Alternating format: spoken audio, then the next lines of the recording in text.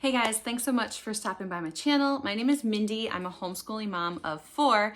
In today's video, I'm going to talk to you about our plans for the fall moving forward.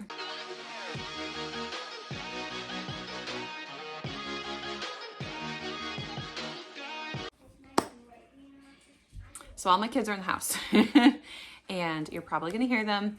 Baby's starting to wake up from a nap. So hopefully I can film.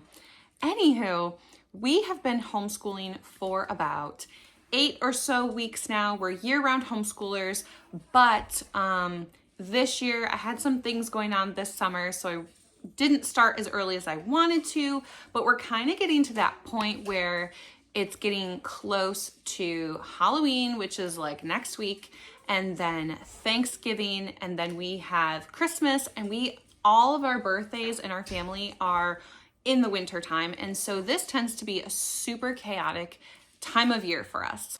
So in the fall time, I really feel like we have accomplished a lot despite some things that we've gone through. I have an 8th grader who's 13, soon to be 14, a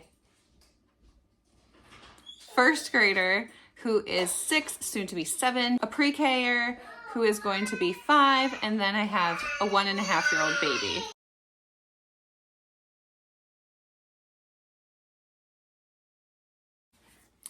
So I feel like for us, the fall was like powerhouse mode.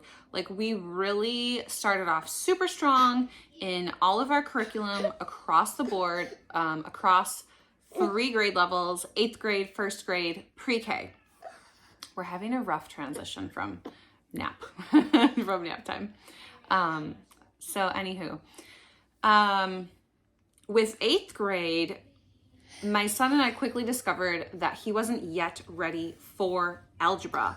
And I believe that most people do algebra in 9th grade. And actually we were trying to do it in 8th grade. Last year we did pre-algebra with Matthew C. And if you saw this video right here, you'll see that we were having a rough time trying to do algebra. So we're revisiting pre-algebra. Other than that, everything else has been fabulous with 8th grade across the board. For my 1st grader, everything has been wonderful across the board. Also, last year I discovered that her reading program that we were using was not a good fit for us. So we switched to the Good and the Beautiful's reading curriculum. So we're still finishing up the K level. We are almost done with the K level, ready to move into grade 1. So anyway, we've powerhoused it for like 8 weeks straight, and we are ready for a break, and we are ready for this new season and moving into this new season. So we're doing something a little bit different. I'm going to be doing this unit here. This is by Brighter Day Press. I've never done one of her units before, so I'm really looking forward to this.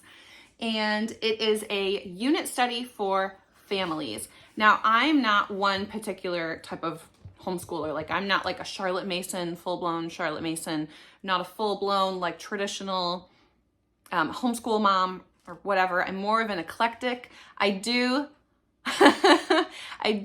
like unit studies.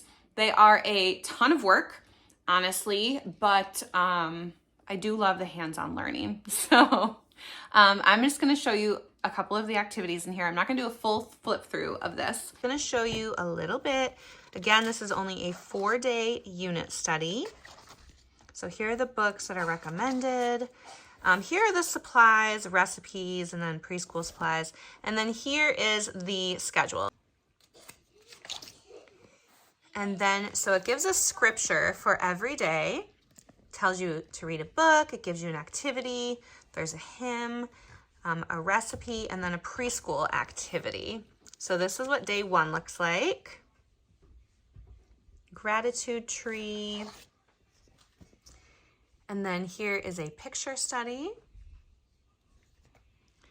And then here is the hymn. Oh, and then here's their recipe. Pumpkin pie smoothie. And here is the preschool activity. and a journal page. So basically what we're doing is we are going to put a pause on our core academics. We're taking a break from the Mazdos Press, which is, she wants to nurse. All right, let's see here. Okay, so, okay, anywho, so it recommended these books here, and unfortunately I don't have access to them, and I'm not going to buy them all on Amazon. There were some additional books that she recommended here, but I'm just going to show you the books that I'm going to be using. So I've got this one here. I love Gail Gibbons. I just love her books. This one. And so you can see that with all these books, they really touch on every age level in my home. This book is phenomenal. It just has lots and lots of information. So this will be geared toward my 8th grader. And then this one here. So those are the books that I'm going to be using for the rest of my fall season. And then I also pulled some resources from Teachers Pay Teachers. If you've never heard of Teachers Pay Teachers before, you can create an account. It is teachers on there who basically create units and lesson plans and things like that. There's tons of stuff on there, and all the things that I got from Teachers Pay Teachers were free. So I found these 2 things for my pre-K girl. She will just be tracing numbers 1 through 5. And then she will work on cutting out these pumpkins. So she's going to be working on cutting, fine motor skills, and then putting them in order.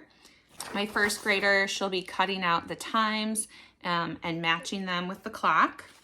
Also going to be working on the life cycle of a pumpkin. So I did find this here, all these different videos where they talk about pumpkin life cycles.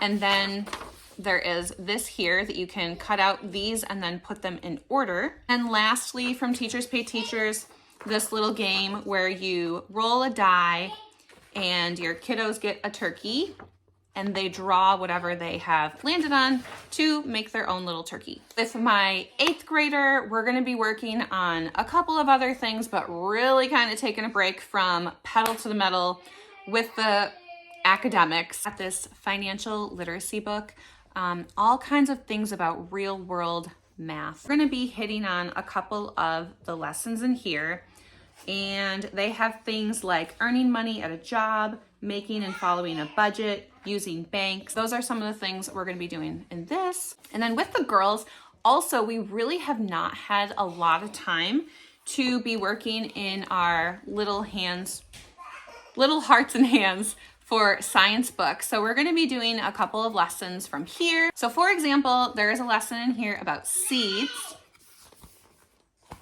And so that'll go nicely with the life cycle of a pumpkin that I plan to do with the Teachers Pay Teachers resources that I found there. So that's basically it, guys. We're really kind of pumping the brakes on our core subjects and just kind of taking it nice and slow throughout the rest of October and then heading into Thanksgiving. I have some similar plans coming up for the Christmas season, and I'm waiting for a new unit to come in the mail that I'm going to be showing you also, so keep an eye out for that video. Thanks so much for sticking around, and I'll see you next time.